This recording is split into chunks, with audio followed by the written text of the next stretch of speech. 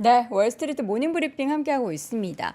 투자에 대한 우리 포트폴리오를 참 탄탄하고 튼튼하게 만드는 건강도 중요한데 실제 우리 건강도 중요하잖아요. 그래서 저희가 이제 뭐 백년의 아침 같은 건강 프로그램도 여러분께 주기적으로 보여드리고 있고 또 여기 오에핏도 그렇고 방금 확인했었던 우리 삼진제약 제품도 그렇고 여러 가지 프로모션을 여러분께 계속 제공을 해드리는 게 정말 좋은 가격으로 여러분들도 건강 잘 챙기시라고 열심히 우리 또 관련한 그 직군에 있는 분들이 읍소하고 막 다니는 거예요.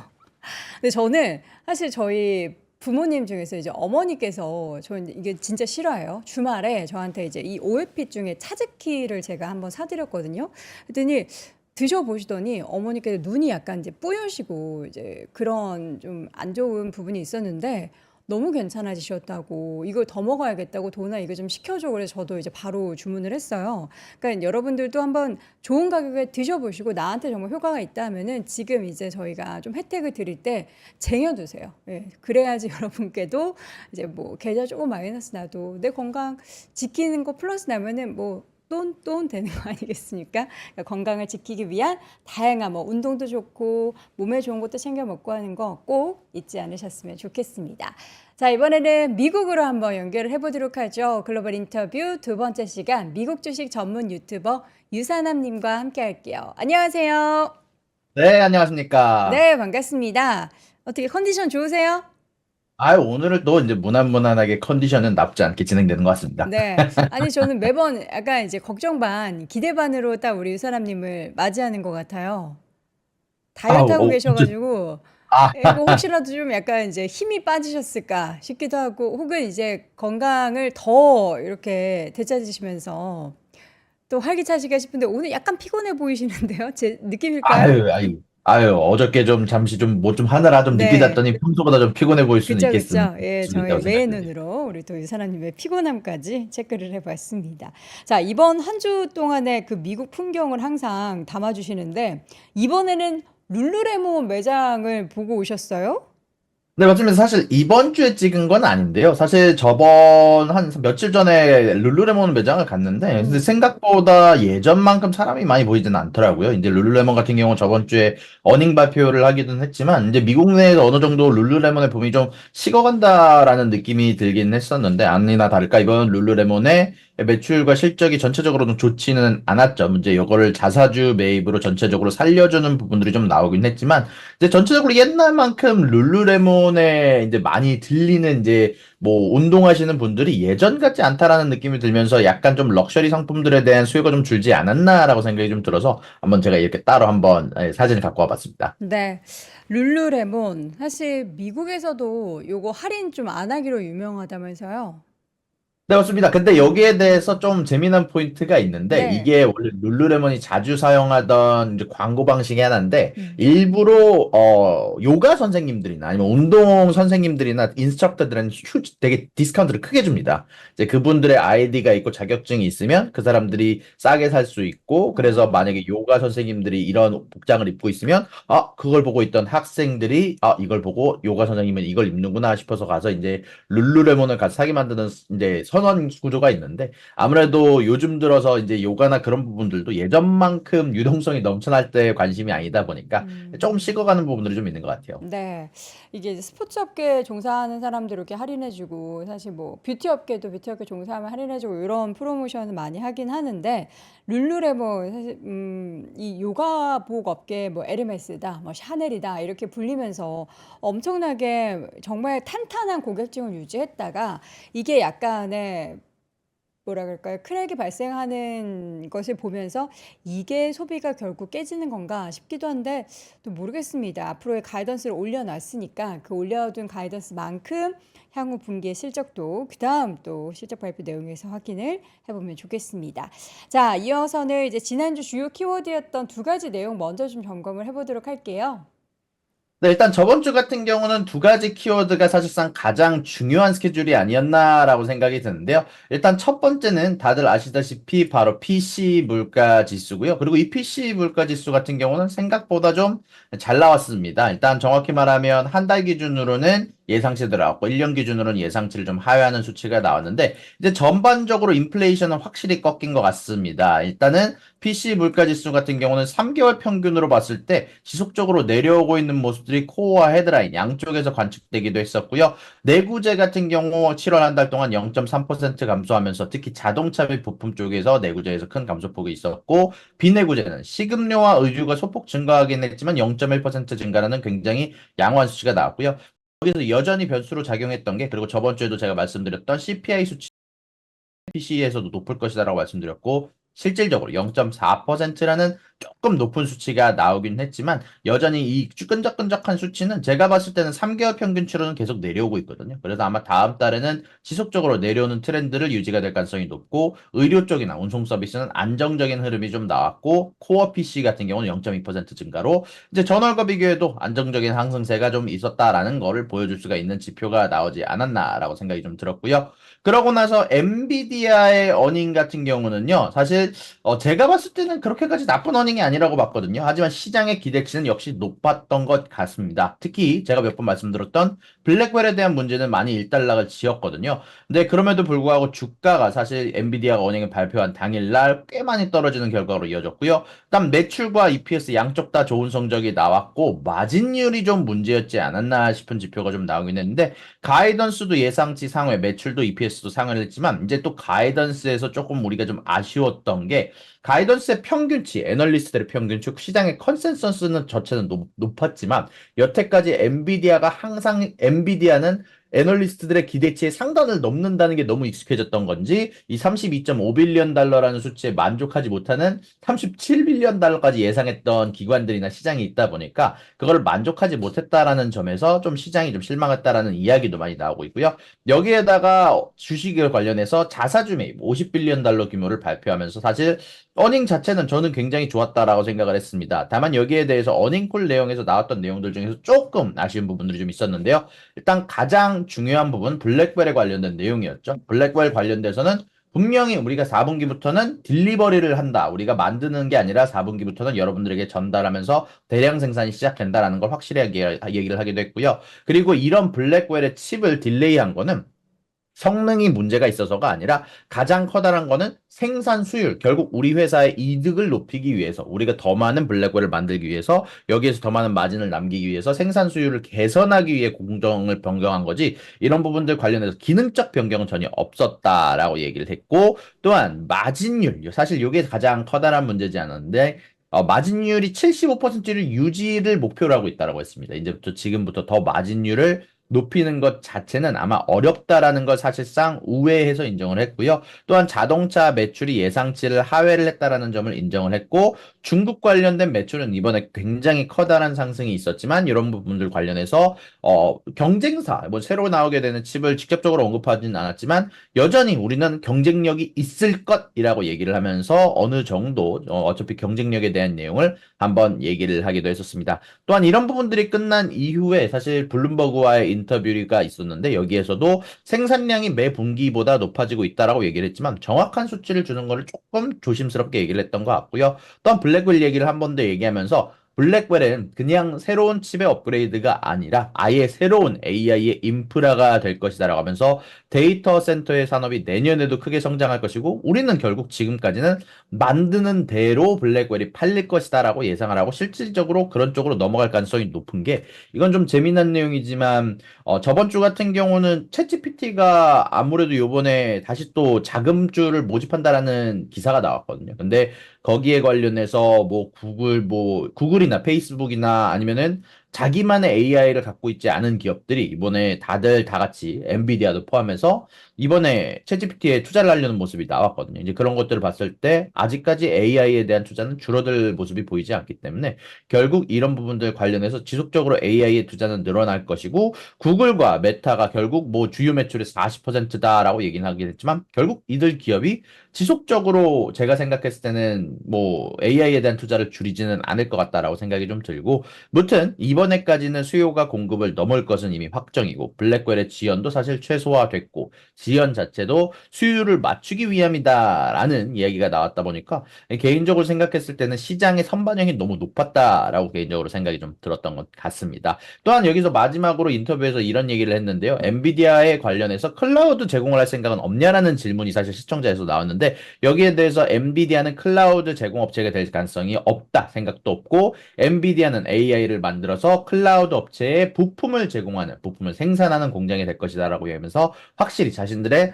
비즈니스에 집중할 것을 이야기를 하기도 했습니다. 실질적으로 이런 어닝이 나오고 나서요. 많은 기업들 사이에서 많은 기관들이 결국 엔비디아에 대해서 목표 주가를 상향 조정을 했습니다. 거의 뭐 한 70%는 상향 조정을 하고 30%는 그대로 유지하지만 목표 주가를 올리는 방향성으로 가기도 했었는데 이걸 보시게 되면 목표 주가를 하향 조정한 기관 하나도 없었거든요. 그럼에도 불구하고 엔비디아가 떨어졌고 그리고 사실 엔비디아가 떨어졌는데도 생각보다 시장은 잘 버텨줬죠. 사실 그 당일날 엔비디아만 떨어지고 나머지 주식들은 좀 올라가는 경향이 보였는데 그 말 뜻은 엔비디아의 기업 실적이 나쁜 게 아니었다. 그리고 AI에 대한 투자는 여전히 진행 중이고 아무래도 그냥 엔비디아 개인에 대해서 좀 실망했던 실망 매물들이 좀 나오지 않았는 게 아마 좀 대부분들이 생각했던 방향성이 아닌가라고 생각이 좀 들었던 것 같습니다. 네. 자, 지난주에 있었던 주요 경제 지표, 뭐 PC나 또 가장 주요했던 실적 발표 엔비디아 이야기를 정리를 해주셨고요. 이번 주 주요 키워드 네 가지를 정리해 주셨는데 일단 뭐 고용 관련한 데이터가 과연 이제 향후 FMC에서 50bp 인하를 만들게 될 만한 또 지표가 나올지 여부, 또 뭐 오펙 생산량, 중국 부양체, 슈퍼마이크로 공매도 리포트 관련한 내용을 짚어 주셨습니다. 그럼 일정부터 먼저 좀 체크를 해볼게요. 네, 맞습니다. 일단 이번 주 주요 키워드는 말씀해주신 것처럼 네 가지를 짚어봤는데요. 일단 오늘부터 여러 가지 스케줄 짚어보면은 내일 같은 경우는 미국의 노동자 레이버데이라고 해서 쉬어가는 날입니다. 다행히 장이 열리지 않고 여러 가지 지표도 나오지 않고요. 그리고 화요일 날 같은 경우는 이제부터 실업 관련된 혹은 노동 관련된 지표들이 계속해서 나오게 되는데 여기에서 가장 커다란 부분은 이제 ISM 제조업 지수가 지속적으로 하락하는 방향성이 나오고 있고 저번 같은 경우 ISM 제조업이 크게 떨어지면서 시장에 큰 타격을 준 적이 있는데 과연 이번에는 어떻게 될지 아무래도 제조업 관련된 부분들은 지속적으로 떨어질 거다라는 게 대부분들의 예상이고요. 특히 이번 같은 경우 지속적으로 고용 지표가 43.4까지 떨어질 수도 있다는 얘기가 나오고 있어서 좀 조심해서 보셔야 될 것 같고요. 그리고 수요일 날 같은 경우는 졸트 구인 이직 보고서가 나오게 되게 됩니다. 예측치가 800만 건으로 지속적으로 낮아질 것으로 예상이 되고 있고 목요일 날은 ADP 비농업 고용지수, 실업수당 청구 건수, 그리고 ISM 서비스업 지수까지 아주 여러 가지 중요한 지표가 나오고요. 금요일 날은 평균 시간당 임금 지수, 비농업 고용 지수, 그리고 실업률까지 사실상 아마 이번 주에서 가장 사람들이 주목하고 있는 지표인 실업률이 나오게 되다 보니까 아마 요게 아마 이번 주에서 가장 중요한 스케줄이 그날 중요한 날짜가 되지 않을까라고 생각이 좀 들게 되네요. 네. 주요한 일정들 중에서 이제 몇 가지를 자세하게 좀 보겠는데, 지난 이제 8월에 시장을 좀 힘들게 만들었었던 고용 관련한 데이터가 이제 곧 발표가 됩니다. 좀 어떻게 예상이 되고 있을까요? 일단은 대부분들의 지표에서 전달보다는 그래도 좀 나아진 지표가 나오지 않을까라고 생각을 하는 사람들이 많은 것 같습니다. 일단 가장 중요한 거는요. 파월이 이번에 잭슨홀에서 제가 한번 언급을 해드렸지만 이런 얘기를 했거든요. 실업률이 상승하면 무슨 일을 다 해서 막겠다라고 얘기를 했고 이런 부분들 때문에 25bp 말고 50bp도 열려 있다라고 생각하시는 분들이 많더라고요. 그리고 이런 부분들은 아무래도 뭐 아니라고는 할 수 없습니다. 뭐 실업률이 갑작스럽게 4.4, 4.5까지 오르게 된다면 파월은 무슨 일을 다 해서 막긴 할 겁니다. 합니다만 사실 7월 달 자체에 실업률이 좀 높았던 것 혹은 전체적으로 비농업 고용 지수가 굉장히 이상할 정도로 낮았던 것이라고 평가받는 데는 태풍의 영향이 좀 있다라는 평가가 좀 많거든요. 물론 그럼에도 불구하고 제 생각에는 뭐 저도 뭐 그날 그 한 달에 사실 좀 많은 일이 좀 생기고 했다 보니까 당연히 그 한 달에 여러 가지 실업률이 높았던 건 사실이나 미국 자체가 제가 지금 느끼고 있는 게 그렇다고 해서 막 실업이 무너지거나 노동지표가 무너지고 있다라고 느껴지지는 않거든요. 미국에서 직접 살고 있는 입장상 실질적으로 저도 꽤 많이 오퍼를 받았고 아직까지는 실업률 관련해서 실업수당 청구 건수도 그렇고 무너진다는 조짐이 보이지는 않습니다. 다만 지속적으로 노동시장이 쿨링되고 있는 건 사실이고 이제 신규 실업수당 건수가 크게 늘지는 않지만 연속 실업수당 건수가 높게 나오는 경우가 계속 있거든요. 그런 뜻은 사람들이 직장을 찾는데 어려움은 있지만 새롭게 많은 사람들이 많이 잘리지는 않고 있다라는 것이다 보니까 저는 이번 달 정도는 아마 실업 관련된 지표들이 좀 쉬어가는 부분들이 좀 되지 않을까라고 생각이 좀 들고 있고요. 여기서 아무래도 여러분들이 가장 집중해서 보셔야 될 건 아마 졸트 직장 창출 데이터하고 그리고 ISM 제조업 그리고 비농업 그리고 실업률까지 생각보다 많은데 이 모든 것들 지표들이 아무래도 결국 노동시장의 현재 상황을 알려주는 지표다 보니까 만약에라도 너무 낮게 나오게 될 경우는요. 그렇다고 해서 그럼 50bp 이나니까 주식 상승하지 않을까요? 이런 쪽으로 갈 수가 없고요. 일단 노동시장이 지금 저거보다 악화가 된다라는 얘기는 미국이 경기 침체에 가까워졌다는 얘기거든요. 그리고 파월이 50bp를 인하를 하더라도 만약에 실업 관련된 지표가 높게 나오게 된다면 결국 시장에서는 패닉 셀링이 나올 거라고 저는 생각을 하고 있습니다. 그러다 보니까 개인적으로 생각했을 때는 25bp 가능성이 사실상 거의 높다라고 보는 게 맞고요. 그리고 50bp를 할 만큼의 만약에 실적이 나오게 된다면 노동 관련된 지표가 나오게 된다면 그 전에 앞서서 아마 전체적으로 시장이 폭락하는 장으로 가지 않을까라는 게 제 개인적인 견해라고 아마 여러분들에게 말씀드릴 수 있을 것 같습니다. 네. 얼마 전에 잭슨 홀 미팅에 파월 의장의 발언을 듣고 나서도 여전히 50bp 인하에 대한 그 페드워치 툴의 30% 이상의 확률을 보면서도 이제 시장에서는 파월의 말을 100% 신뢰하지는 않고 역시나 파월이 그런 것처럼 FMC 연준이 그러는 것처럼 우리도 데이터를 보면서 판단하겠다라는 투자자분들의 심리를 좀 느껴볼 수 있었습니다. 일단 이번 주에 다양한 실업 관련한 데이터들이 발표가 되면 또 그 50pp 이하에 대한 확률이 좀 떨어질 것 같다라는 생각도 듭니다. 자, 이어서는 오펙 플러스의 10월 생산량이 좀 증가될 것으로 예상이 되나요? 네, 맞습니다. 일단은 물가 둔화가 저번에 방금 전에도 말씀드렸지만 이제 곳곳에서 나타나고 있는데 유가에서 굉장히 크게 나타나고 있습니다. 특히 저번 주 금요일 날 같은 경우는 아주 급격하게 유가가 떨어지는 이제 하루 만에 76달러이던 유가가 73달러까지 떨어지는 모습이 나왔는데요. 특히 이 서부 텍사스산 원유 WTI가 3.11%나 급락을 했고요. 10월에 아무래도 18만 배럴을 증산해 220만 배럴 감산량을 내년 9월까지 계속 되돌릴 수 있다는 뉴스가 로이터에서 나왔기 때문인데요. 바로 이 로이터가 오펙 플러스는 10월부터 계획된 감산량 축소를 지속적으로 이제 없앨 예정이다라고 보도를 했는데 아무래도 이런 부분들은 지속해서 얘기를 하자면 결국 감산량 축소가 줄어든다는 건 생산량이 늘어나고 그로 인해서 유가의 하락이 더욱더 예상이 되다 보니까 이런 부분들에 대한 움직임이 미리 나오지 않았나라고 생각이 들고 결국 유가가 내려간다는 소리는 웬만하면 인플레이션은 잡힌다라는 얘기로 볼 수가 있는 거거든요. 결국 유가가 제가 봤을 때는 광범위하게 여러모로 인플레이션에 영향을 주는 요소다 보니까 이런 부분들은 지속적으로 CPI, PCE가 낮아지는 부분들에 대해서 말씀드릴 수 있을 것 같고 여기에 대해서 전체적으로 사실 소비자들 사이에서 세이빙이라고 하죠. 이제 예금량도 많이 줄어들고 있기 때문에 이런 부분들 관련해서 이제 연준은 확실히 자신들의 정책에 대한 기조를 바꿀 때가 왔다라는 게 개인적으로 느꼈던 부분이 좀 와닿았던 것 같습니다. 네. 지금 유가도 사실 가장 큰 인플레이션을 야기시키는 변수 중에 하나이기 때문에 요거 흔들리면 안 된다 싶은데 또 최근에 유가가 거의 뭐 배럴당 80달러 가까이 올라갔을 때 시장이 별로 신경 안 쓰더라고요. 그런 거 보면서도 이제 유가에 대한 영향력을 이제 크게 시장에서는 뭐 염두하지 않는 것 같다라는 생각도 좀 들긴 합니다. 어쨌든 이제 오펙 플러스 10월 생산량 증가가 예상된다라는 부분이 또 유가에 얼마나 큰 영향을 미치게 될지 점검을 해보도록 하겠고 중국 소식을 또 가지고 오셨어요? 네, 맞습니다. 지속적으로 중국 관련된 주식들이 좀 안 좋은 모습들이 있다가 갑작스럽게 금요일 날 이제 중국 주식들이 많이 오르는 모습이 있었는데 바로 요것 때문입니다. 바로 중국에서 7,200조 원에 달하는 주택담보대출에 대한 재융자를 허용하는 방안을 검토하고 있다라고 블룸버그 통신이 보도를 했는데요. 결국 이런 부분들은 주택 소유의 대출 부담을 줄여서 소비를 촉진하면서 장기적으로 침체한 부동산 시장을 살리기 위한 의도가 들어간 것으로 보이고 있는데 일단 이 계획에 따르면 결국 주택 소유자들은 일반적으로 은행의 모기지 조건을 조정하는 1월 이전에 현재 대출을 받은 은행들과 조건을 재협상할 수 있을 것이다라는 얘기가 나오고 있는데 이게 결국 중국 쪽에서 지속적으로 금리 인하를 했는데 금리 인하한 것만큼 여기에 대해서 우리도 추가적으로 금리 지금 이미 있는 주택담보대출의 이자율을 낮춰달라고 할 수도 있는 거고 재융자를 통해서 만약에 내가 여태까지 냈던 돈들이 있으면 거기에 대해서 일부를 돌려받아서 내가 지금 당장 다른 곳에 소비할 수 있는 돈도 생기게 되면서 동시에 이제 유동성이 크게 날아나는 효과가 좀 있을 것이라고 보이고 보이고 있거든요. 결국 주로 예전에 오래전 주택을 매입했는데 부동산이 전체적으로 하락하게 되게 되면서 기존 주택 구매자들이 돈을 안 쓰면서 버티고 있는데 이런 것들을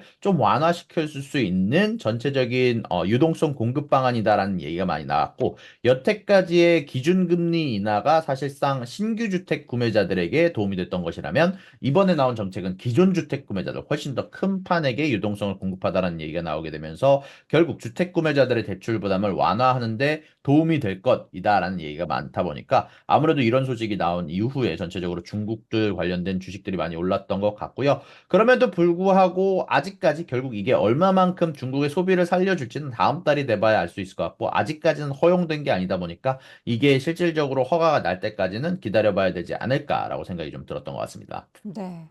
중국 관련한 기업 사실 이제 과거에는 미국 주식 하시는 분들 중에서 중국 기업 투자하시는 분들도 꽤 많았거든요. 근데 요새는 약간 이 소식도 드물고 관련한 투자를 하시는 분들도 많이 좀 줄어들었다라는 생각도 드는데 실제로 우리 유선남님께서 느끼시기에는 어때요? 그럼 뭐 질문도 좀 덜 받으시지 않으세요?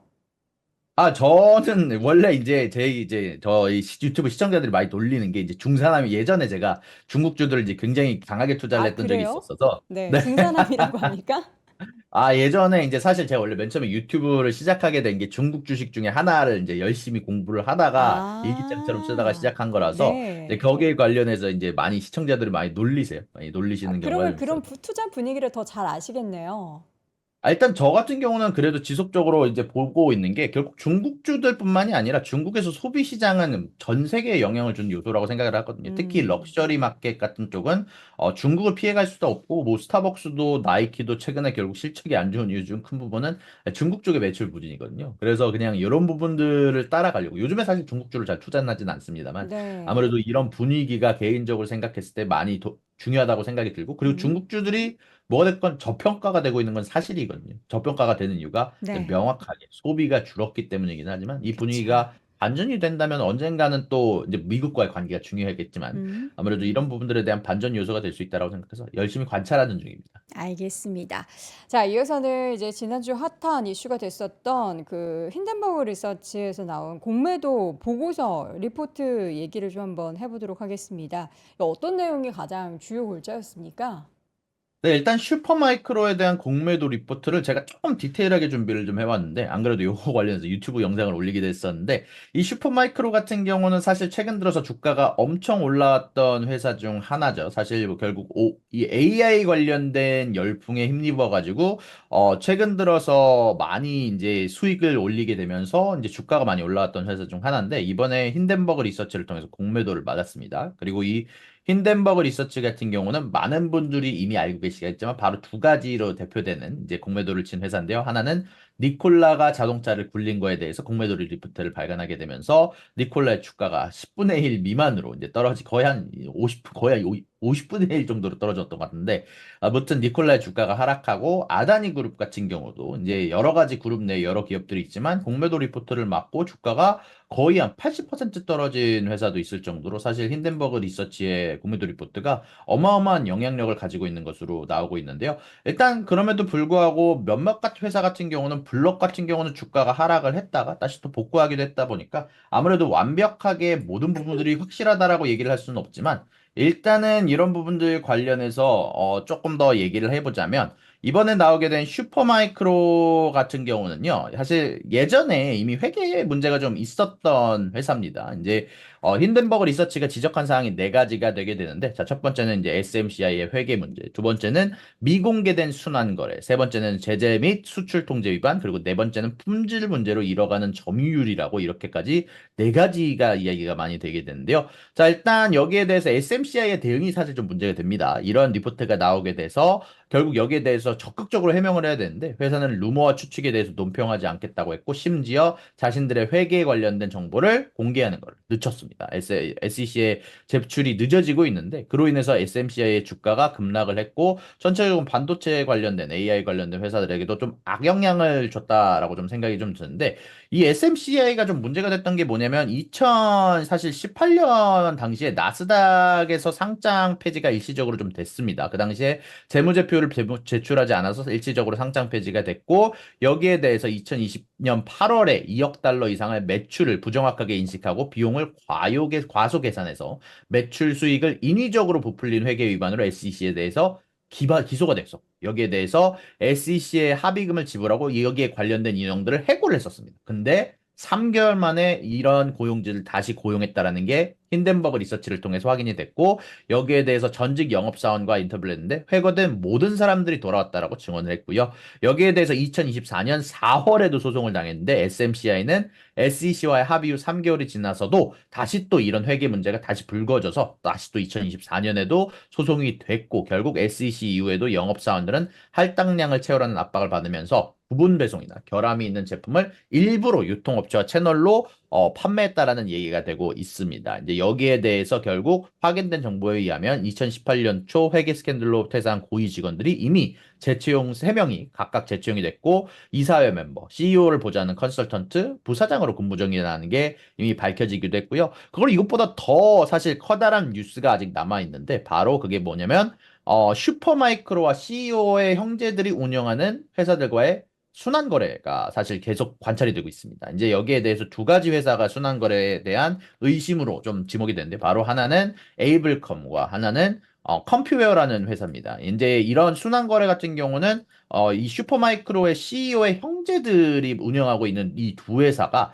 사실상 자신들의 매출을 주고받으면서 매출 부풀리기로 보이게 되면서 이런 부분들이 결국 내부 회계 정보로 이거를 자신들의 매출로 잡아주게 되면서 이런 부분들이 부풀리기로 이어질 수 있다라는 건데요. 이제 에이블컴 같은 경우는 SMCI의 서버 셰시와 기타 부품들을 제조하고 조립하는 회사고요. SMCI에서 거의 99%에 해당하는 매출을 만들어내고 있고 SMCI의 물류 및 제조 공간을 임대하면서 추가적인 매출을 만들어주기도 하고요. 이제 여기에다가 컴퓨웨어 같은 경우는 이제 전력 공급 장치와 기타 부품을 제조하고 여기도 CEO가 빌 리앙이라고 찰스 리앙의 또 다른 형제입니다.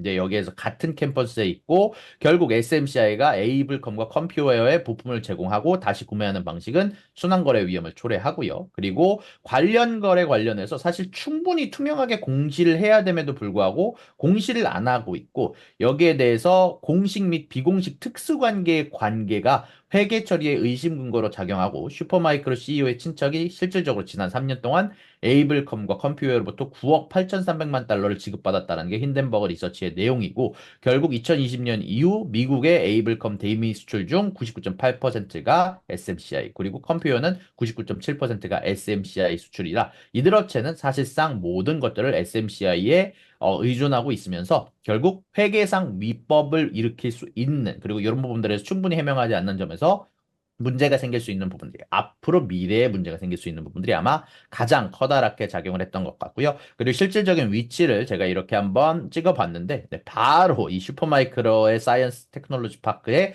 바로 이 두 회사가 위치해 있습니다. SMCI는 충분히 자신들이 운영할 수 있는 위치에 있고 자신들의 캠퍼스 내에 있음에도 불구하고 결국 다른 회사에 맡긴다라는 건 어느 정도 좀 안 좋은 냄새가 난다라고 할 수 있을 것 같고요. 그러고 나서 또 여기에 대해서 문제가 될 수 있는 부분들이 마지막으로 좀 나왔던 게 있는데 바로 SMCI가 2022년 2월 이후 러시아 우크라이나 전쟁이 터졌고 SMCI에 대해서 미국이 제품의 수출을 금지한다라고 했는데 4만 5천 건 이상의 수출 거래를 검토를 했는데 제재 이후에도 지속적으로 SMCI의 제품이 러시아와 우크라이나 시장에 수출이 됐고 이미 OFAC의 제재를 받았거든요. 그리고 SMCI의 대리사가 수출용 부품을 일부러 우회해서 다른 국가로 재수출해서 러시아로 우회를 수출하는 방식이 의심된다는 점이 포착이 됐고 그리고 SMCI 직원들이 자발적으로 이제 여러 중국 관련된 대리업체를 통한 판매를 중단하러 지시를 했으나 실질적으로는 다른 판매 방식으로 판매를 지속해 왔고 현재는 약 9억 6천만 달러에 관련된 수출이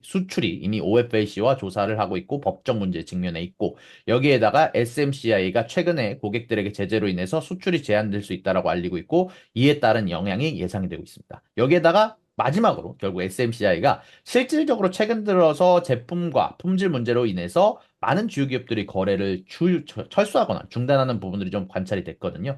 특히 엔비디아의 핵심 파트너였던 SMCI가 있었는데 바로 2024년 5월에 애초에 엔비디아의 공급망 책임자가 대놓고 델과의 경쟁에서 원래 옛날에 SMCI를 공개적으로 지지를 했었는데 요번에는 델과 대를 전체적으로 지지하는 방향성으로 엔비디아가 대의 서버에 관련해서는 최고다라고 얘기를 했고 코어위브 같은 경우도 SMC와의 거래를 종료.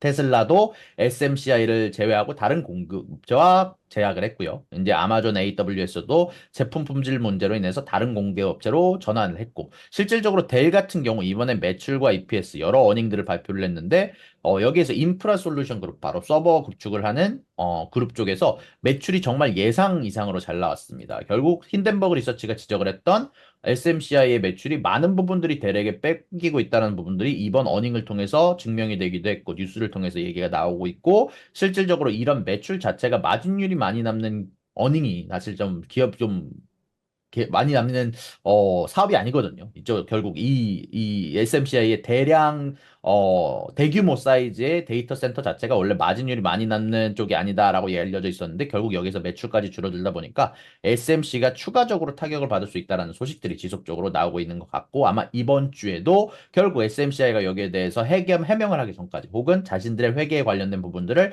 발표를 할 때까지는 지속적으로 아마 하방 압력을 받을 수 있지 않을까라고 생각이 좀 들었던 것 같습니다. 네. 자, 공매도 리포트 내용을 쭉 설명을 해 주셨습니다. 이제 워낙에 많은 투자자분들의 관심을 가졌던 종목이기 때문에 이번 슈퍼마이크로 컴퓨터 내용이 그 공매도 리포트 내용이 어떤 또 시사점을 주는지에 대해서 꼼꼼하게 체크를 한번 해봤습니다. 자, 기업별 뉴스 마지막으로 몇 가지만 좀 짚어볼게요. 주목되는 게 엔비디아 얘기도 있고 애플 얘기도 있네요. 네, 맞습니다. 사실 아까 어느 정도 언급을 해드리긴 했지만, 엔비디아가 이번에 오픈 AI가 추가적으로 자신들이 이제 추가적인, 자금줄을 모집하는데, 예, 펀딩 라운드에 엔비디아가 참여한다라는 얘기가 나왔습니다. 엔비디아뿐만이 아니라, 마소도 추가적으로 투자할 생각이 있다라고 얘기를 하면서, 바로 이 오픈 AI 같은 경우는 이미 100빌리언 달러 정도로 평가받는 회사다라는 얘기가 나오고 있는데, 결국 이런 거는 제가 알기로는 뭐 SK 하이닉스보다도 높은 주가에 대한 평가를 받고 있는 거거든요. 그만큼 AI에 대한 기대감이 좀 많이 서려 있다. 아직까지는 AI에 대한 투자가 좀 진행될 것 같다라는 생각이 좀 들어서 한번 뉴스를 가지고 와봤고요. 그리고 애플에서 신제품 발표가 다다음 주죠. 정확히 말하면 다음 주는 아니긴 한데 아무래도 그 전에 앞서서 이번 주부터 전체적으로 여러 루머나 뭐 여러 이야기가 나오게 되게 되면서 주가의 움직임들이 좀 있지 않을까 좀 싶어서 특히 애플 같은 경우는 저번 주 한 주 동안 뉴스가 굉장히 많았거든요. CFO의 교체라든지 아니면 애플이 이번에 서비스 관련된 직원들을 100여 명을 자르게 되면서 애플 쪽에서도 직원 감원들이나 포커스하는 내부 쪽의 역량을 좀 바꾸는 부분들이 좀 있다 보니까 애플 이번 주 한 주도 전체적으로 좀 변동성이 높을 것으로 예상이 좀 되고 있습니다. 네. 자, 마지막으로 실적 발표가 아직은 끝나지 않았죠. 계속 이어지고 있는데 어떤 기업 좀 주목하십니까? 근데 사실 이제는 어닝이 막바지에 도달했다라고 할 수 있을 것 네. 같은데 이번 주 같은 경우는 많이들 이제 주목하는 기업들은 세 가지 정도가 되지 않을까 합니다. 이제 하나는 C3 AI 아무래도 AI 관련된 투자하시는 분들이 좋아하시는 기업 중 하나고요. 그리고 니오와 브로드컴, 브로드컴 같은 경우는 모든 반도체 관련된 섹터에서 결국 많은 분들이 주목하시고 반도체 섹터 자체에 커다란 영향력을 가지고 있는 회사라고 좀 생각이 좀 들어서 이렇게 세 가지 기업에 대한 어닝들 이번 주 한 주도 좀 집중해서 볼 필요가 좀 있을 것 같습니다. 알겠습니다. 자, 이렇게 해서 오늘도 글로벌 인터뷰 우리 유튜버 유선남님과 함께 이야기 나눠봤고요. 건강 잘 챙기시고 다음 주에 또 뵙도록 하겠습니다. 고맙습니다. 수고하셨습니다. 박근영, 이선영, 차경인, 염승환 투자 마스터들의 세심한 케어로 건강한 투자 습관을 만드세요. 3프로 멤버십 3프로 앱에서 확인하세요.